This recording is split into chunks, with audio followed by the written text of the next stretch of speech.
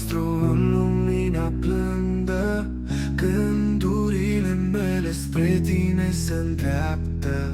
Skyler, tu ești steaua mea, te iubesc mai mult decât pot spune cuiva. Ochii tăi strălucesc ca stelele nopții, inima mea bate pentru tine fără opri.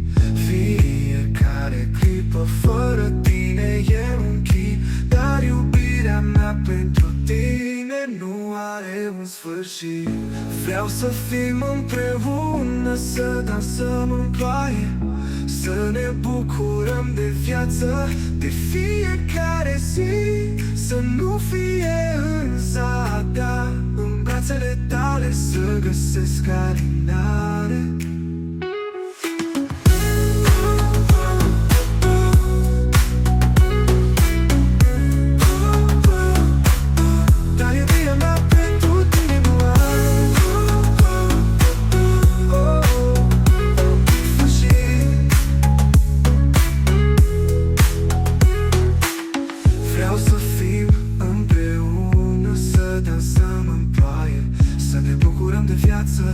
De fiecare zi să nu fie în zadar, în brațele tale să găsesc alinare. Skyler, tu ești a mea, dorința mea, chemare. Te iubesc cum soarele iubește marea. Vreau să fiu lângă tine în fiecare seară, să construim împreună un viitor plin de vise.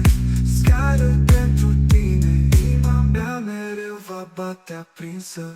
Vrei să fim împreună? Vrei să fim împreună?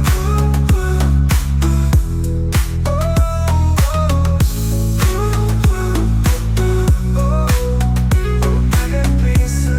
Vrei să fim împreună?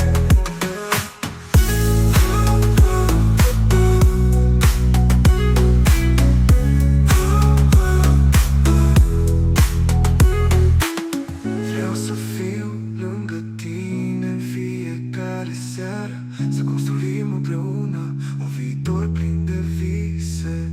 Skyler, pentru tine inima mea mereu va bate aprinsă. Vrei să fim împreună?